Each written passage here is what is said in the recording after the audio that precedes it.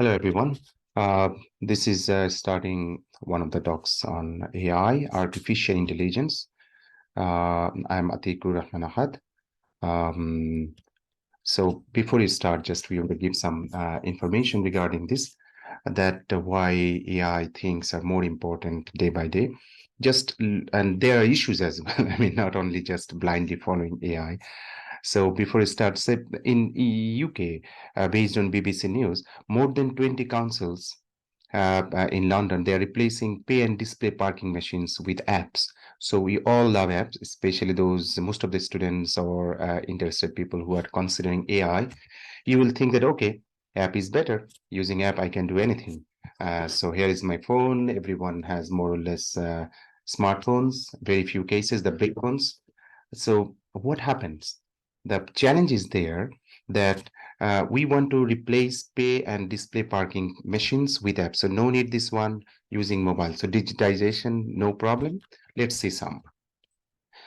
So according to the councils or government, they say that they can save money because by reducing the risk of theft and avoiding the speed need to upgrade machines.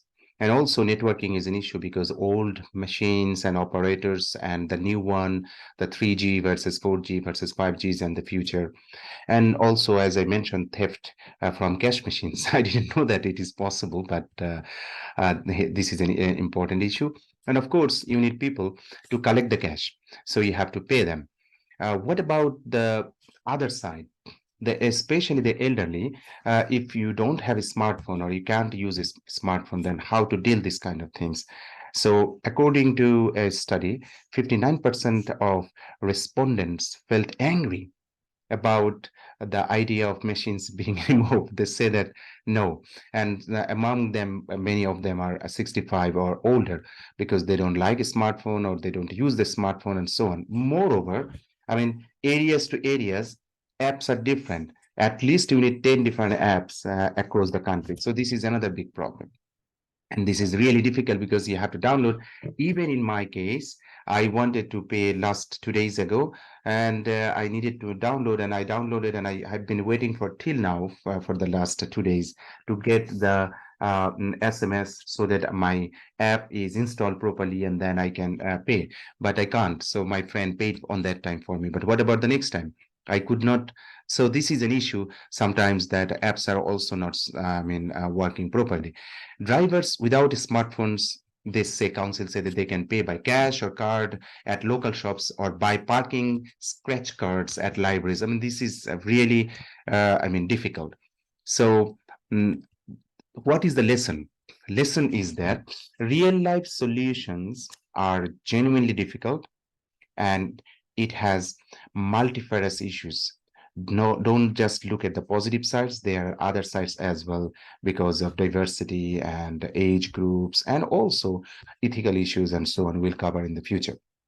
And there are lots of applications which we can consider in AI domain: healthcare, surveillance and security, man-machine interactions, robotics, industrialization, business, education, entertainment, agriculture, farming, etc., etc. There are many. As I mentioned, like video surveillance. If you watch football nowadays, considering the past, now there are lots of things we check, we use, we track, we evaluate. In cricket, for example, hugely progressed. Understanding something or my people's emotion and other things by robot. Especially my consideration is in hospital, rehabilitation center, smart house, elderly care system, and so on. We have huge scopes to incorporate AI. So this is another application where you can see that predicting fall down, predicting before someone false. Can we do that? Like, for example, I didn't have good sleep, and now if I want to, to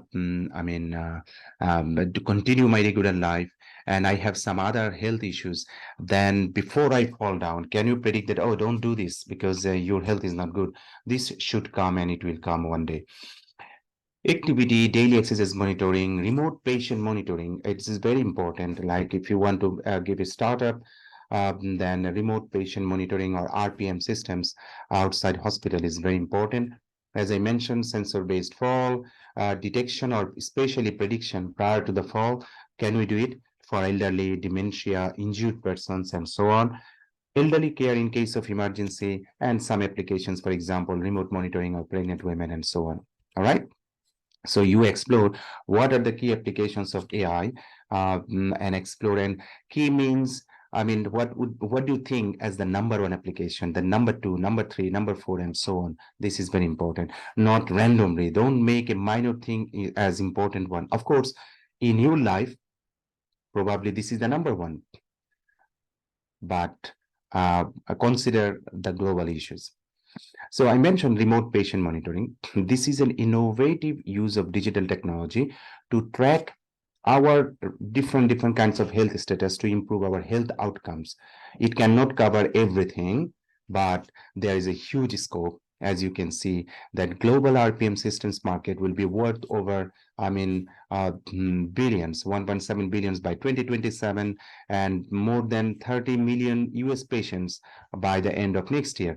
So it means that it's a big issue, but for different applications or diseases, you need different solutions and multiple solutions. And AI technology, AI can help a lot, and so on.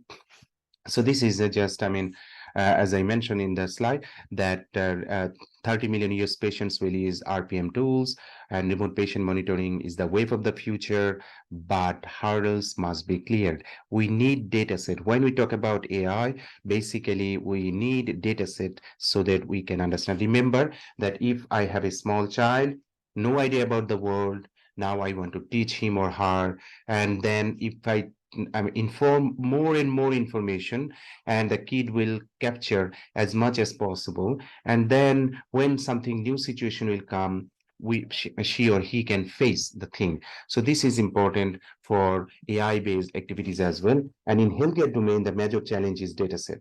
We cannot get enough data set, data, and so on. So this is another one you can search and get, like IEEE. If you don't know IEEE, Google IEEE, not EEE, IEEE. It is the world's largest academic body related to computer science and electrical and electronic engineering and others.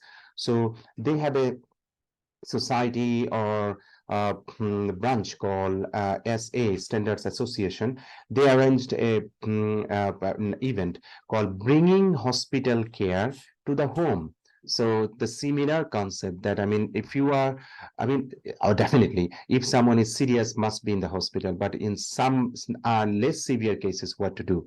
So these are global emerging innovations and the challenges ahead. So there was a talk, so you can have a look and try to understand better about what they say. I think the video will be online or already online. So we don't like hospital at home, but this is a reality that according to the Gaussian curve, or normal distribution, that younger you are around this range, and at some point go like this way or maybe like this way suddenly. Okay, if you're athlete, probably your life is still better, but average people, we go weaker, become weaker, and die with pain and other problems in most of the cases. So hospital at home is not available to everyone for everything, but the demand is extremely high, and we have to check what technologies are needed for that purpose. Definitely AI, artificial intelligence, remote patient monitoring, and therapeutic devices, because we need devices. Some methods are already there through mobile apps, because we have different sensors here.